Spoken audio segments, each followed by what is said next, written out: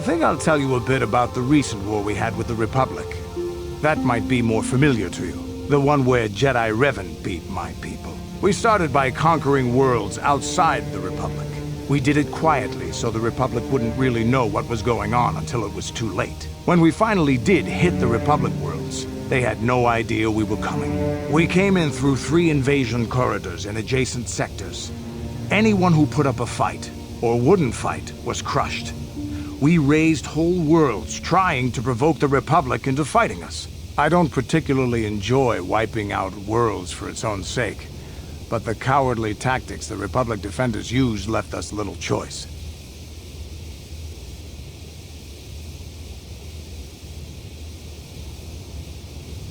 Hiding in the homes of civilians, using families as shields, thinking we would not use appropriate force on their bases inside major cities. They underestimated our resolve, and what measures are acceptable in war.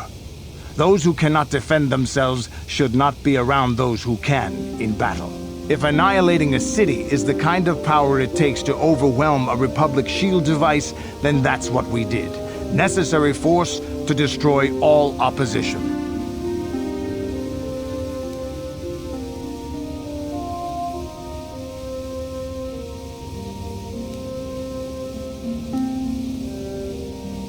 I have no time or patience for cowards. They deserve to be hunted down and exterminated like vermin.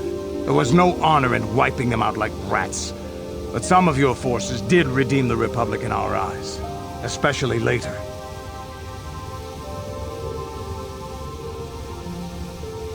Later, when Revan had joined the war.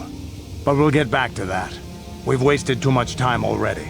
Is there something else you want to know? Your choice. Bad men. Women too, to be fair. Oh, indeed. They make a fine sandwich also. But don't tell the Jedi Council I said that.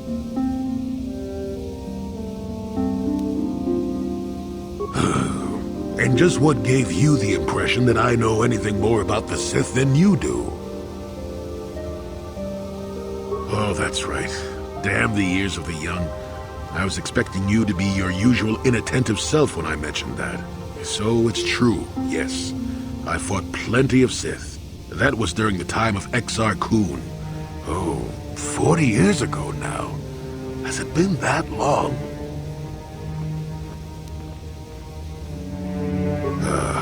Exar was a Jedi who was corrupted by ghosts of the old Sith, or so they say. He attempted to conquer the Republic and create a new golden age of the Sith. Better to say he was defeated, but essentially, yes. The victory did not come easily, however.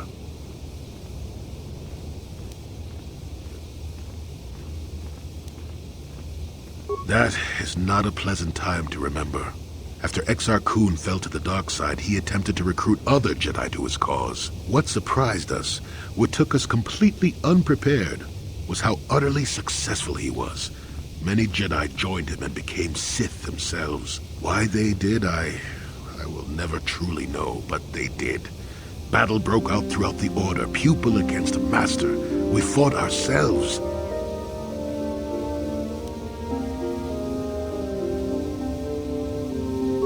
Easy now to call them traitors, but tell me, how do you fight against someone that you love? I dislike such memories. It leaves a taste in the mouth that... it is a sadness I thought I'd put aside long ago. Ask me about the war some other time, just not now. I would prefer to be by myself for now. Yeah, what do you want? We fought against the Republic forces for some time, over the course of many battles. At the start, they were not much of a threat to speak of. But once the Jedi Revan took charge, things began to turn against us. The Republic fleets began to use more than just basic tactics. Feints, counterattacks, mass deceptions. Revan was a genius on the field. Revan abandoned worlds of their defenders so that others would be too fortified to strike, and was willing to make sacrifices in order to advance goals. And in the end, Revan proved too much for us.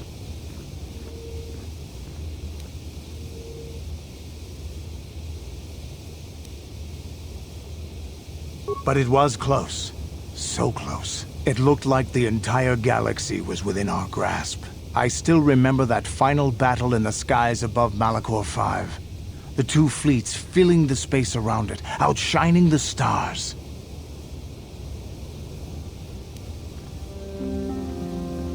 It was not your ships, or your men, or your vaunted fight for freedom that won this, the final battle of the war. It was by the actions of one person, the Jedi Revan, that you prevailed. His strategies and tactics defeated the best of us. Even Mandalore himself was taken aback by the ferocity of his attacks, the tenacity of his defenses, and the subtleties of his plans. He fought us to a standstill, and then began pushing back. We really didn't have a chance.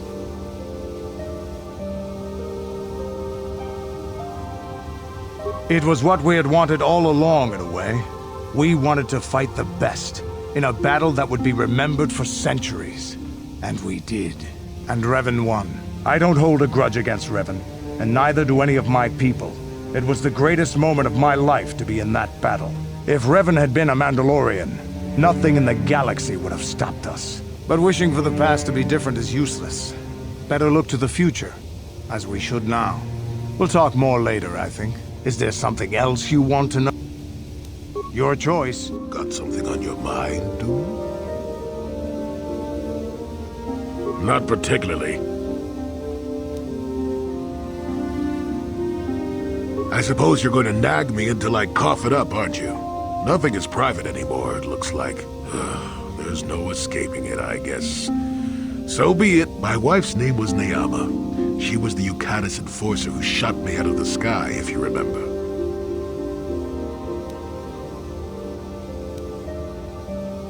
My wife had plenty to do with the war. Upon meeting her, I knew right away that she was strong in the Force. That's why she was able to shoot me down. Neyama was a marvel of a woman. Fiery, determined, smart.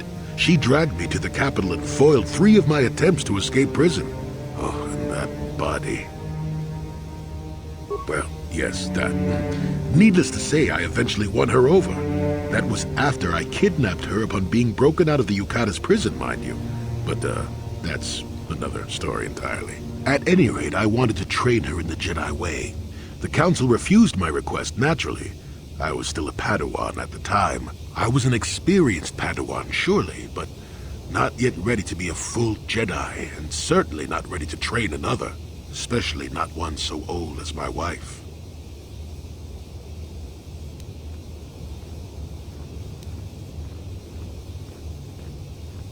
Neyama was intrigued by the idea of becoming a Jedi. She liked the idea of power too much, perhaps, but I certainly didn't see that at the time. I believed in her and trained her in secret. I ignored her willful nature. I loved her too much to see fault in her. She loved me too. I know she did. At the time, our love was a shared bliss, better than anything I had known before or since. Exar Kun is what happened. Neyama was inspired by Exar's promises of a new golden age.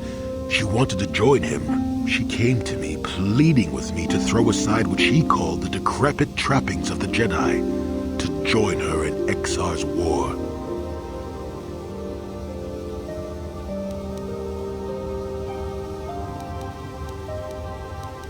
I hadn't thought so, not right then. I was too proud to believe that of her. I had trained her myself. I loved her. I pleaded with her to reconsider, to think about all that she was throwing away, to think about what she would become. She would have none of it. Finally, in frustration, she attacked me. She drew her lightsaber and attempted to strike me down. It was a scene being repeated everywhere throughout the galaxy. Pupil against master. In my case, it was a long and terrible battle, but I defeated her. No, I had her at my mercy. Disarmed and defenseless. She looked up at me and she knew. She knew I couldn't do it.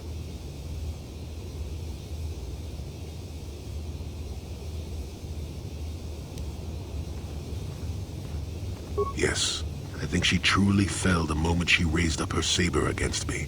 I've played that instant in my head so many times, and I let her go. To my shame, she went on to kill many Jedi during the war until she herself was slain in the final battle. I grieved for her death, inevitable as it was, even as the Jedi Council put me on trial for my actions once the war was over. I had trained Neyama against their wishes. I had failed to kill her when I had the chance, and she went on to kill others. Not to mention that I had remained a Padawan throughout the war. A formality, perhaps, but with a trial, it had to be decided if I was worthy to become a Jedi at all. It was a travesty, of course. I told you that even the Jedi were capable of great injustices, didn't I?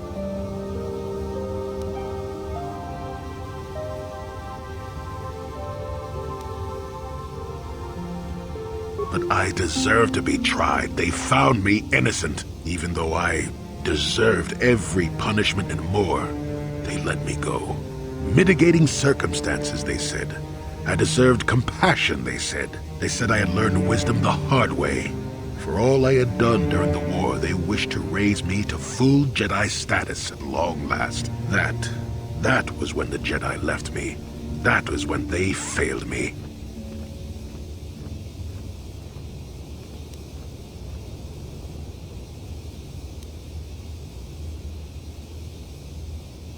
They may have been able to forgive me. I could never forgive myself. Yes, I do, I suppose. Does that surprise you? It is all so long ago, lost in the winds, I suppose. Nobody cares what an old man believes anymore, do they? Let's continue on with the task at hand. I would prefer to think of the present today. Oh, that was not until many years later, to tell the truth. I spent quite some time wandering the galaxy. Nothing so extravagant. I merely traveled from place to place. I don't even think I knew what I was searching for. It wasn't as if my travels were pleasant either. There were plenty of folks who distrusted the Jedi after the war, or worse.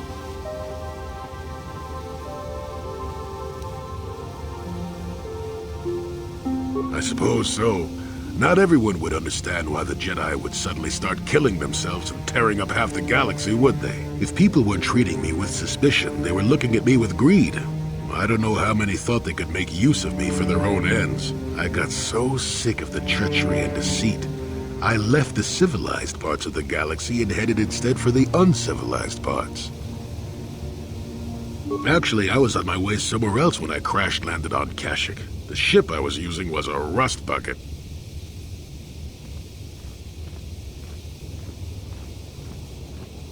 I'd taken some damage passing through an unexpected asteroid field, as I recall, but I wasn't completely without some systems. I could still guide her a bit when I crashed. It wasn't what I would call the smoothest landing, especially considering I ended up smack in the depths of the Shadowlands. But I lived. I'm no mechanic, and besides, after you plunge nose first in the trunk of a 5-kilometer-high tree, chances are you don't have much ship left. Sure, why not? Seemed like an interesting enough place to spend a couple of decades exploring. That was a challenge at first. You've seen the kind of creatures that exist down there, and you missed the really big ones. I was still able to rely on the Force to keep me safe for the most part. The rest of the trick is keeping out of the way of most of the predators. No, that's true. Still, most of the creatures grow accustomed to me, and I to them. At least none of them ever heard of a Jedi.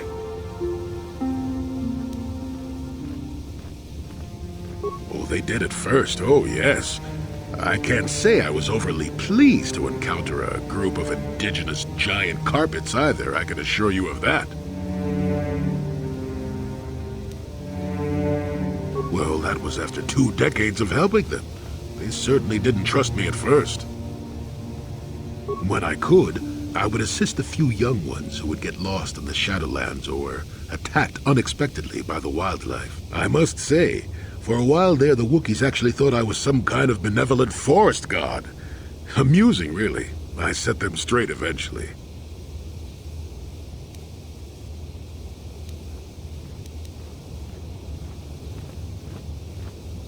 At first, when the slavers took to hunting down lone Wookiees in the fringes of the Shadowlands, I did my best to divert them.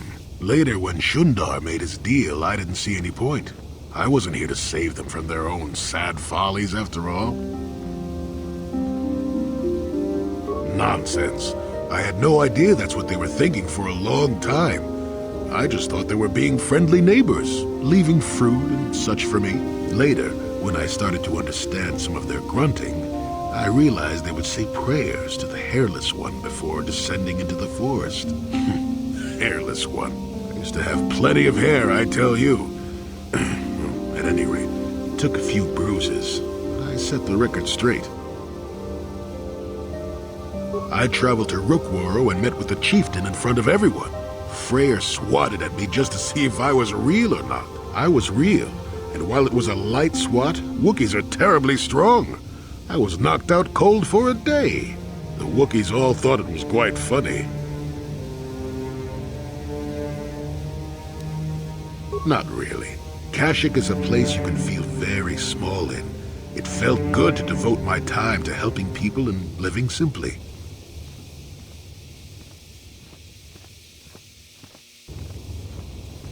What can I say? I did it all for the Wookiees. The Wookiees? Well, okay, maybe I needed some time on a quiet and remote planet, but if you ever need a friend, an incredibly strong hairball isn't a bad call.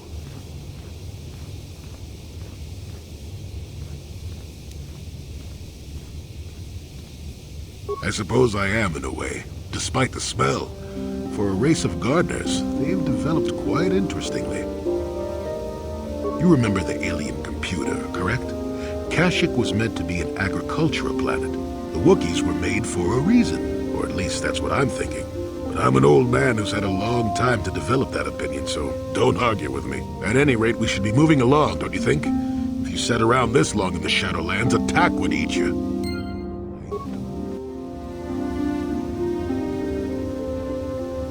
Are we back to that again?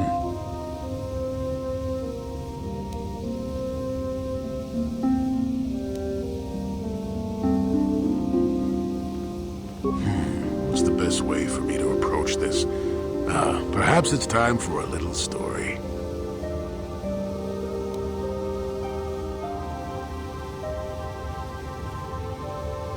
You just keep quiet there, you. I've had to put up with all your busybody questions, haven't I? Well, now you'll listen to a story, damn it! Now, where was I? Oh, yes, the story.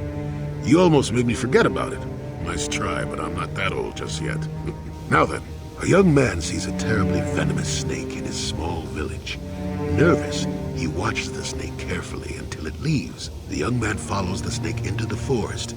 He clears the branches out of its path and helps it over obstacles. He even works to keep it fed. Shush! Many nights pass, and still the young man continues to follow the snake. He even follows it into the sands of the great desert. In the desert, the snake eventually grows hungry. It turns and bites the young man, its poison quickly working its way into his system. Finally, curious, the snake looks at the boy as he lays dying and asks, "Why were you foolish enough to follow me all the way out into the desert?" The boy looks back and replies, "Did I follow you? I thought I was leading you away from everyone else." And then he died. Well, now, that's what I wanted to see for myself.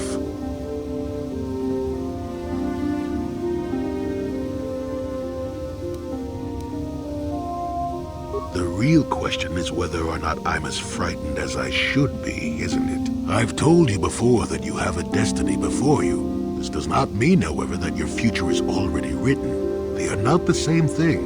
You have the choice of which direction you take your destiny in. More than engine-sucking Andor, certainly. But even he had a choice. So far, you've chosen to take a darker path. You know the consequences of that. We'll see if you decide to stay your course. I'm not here to judge you or tell you which path to take. I'm here ready to offer you my help, should you ask for it. I do that because I think it's important. More important than remaining in my home and pretending the galaxy doesn't exist. That's why I'm here.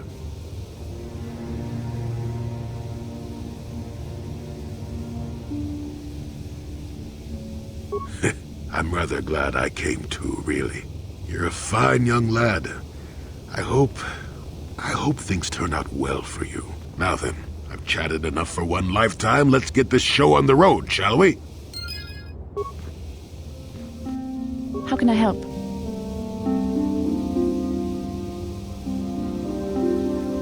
You have been patient with me, haven't you? I suppose you deserve an answer. But you have to understand how difficult this is for me to say. With all my training, I should be able to control myself better than this. But you're not like anything I expected. You're not like any man I've ever met before. I find myself watching you when I don't mean to. I'm thinking about you when I don't want to. It isn't supposed to be like this.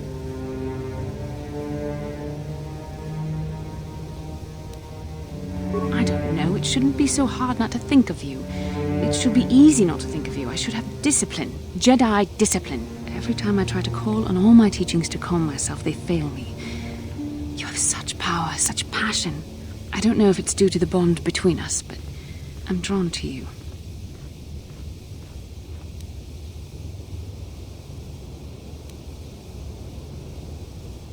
The Force is a part of you, as is your power. But that's not what attracted me to you.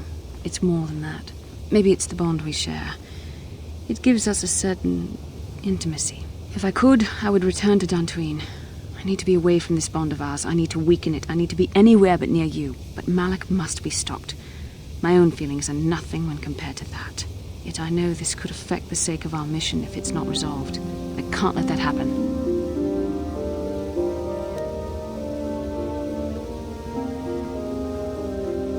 What I've been trying to tell you is that I've reached a decision, but this is not the proper place for this discussion. I think we should have some privacy for this. We can talk about this the next time we return to the Ebon Hawk. How can I help? Yes, I promised you an answer when we reach the Ebon Hawk, didn't I? But I'm afraid you won't like it. We should have some privacy for this. I can't deny that there are parts of you I'm drawn to. Your power, your will. You are so much stronger than I am. In some ways you make me feel weak, like I'm caught up in the wake of our destiny. But at the same time you make me feel stronger, more alive.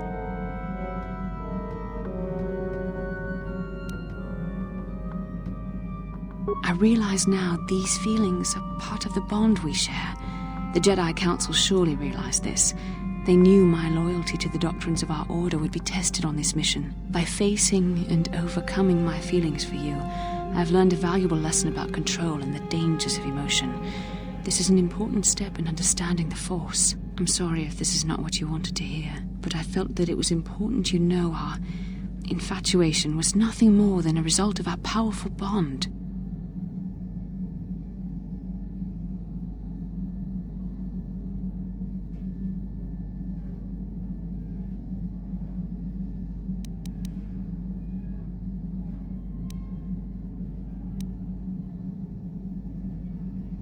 You're the one who can't face the truth. Malak has to be stopped. How can I do that if I let myself be blinded by my feelings for you?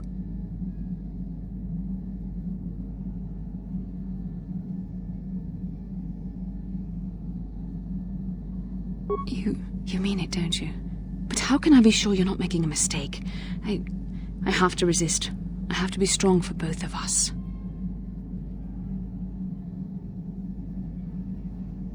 But I can't. Malak will...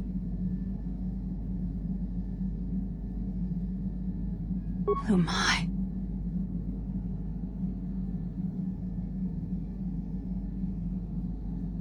We shouldn't have done that. It was wrong. The Jedi are not allowed to fall in love.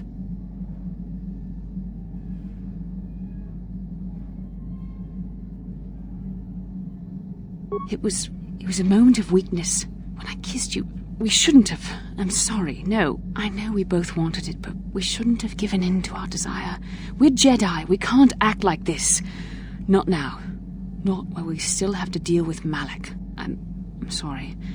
I don't blame you, but it was a mistake. I have to get out of here before somebody sees us together.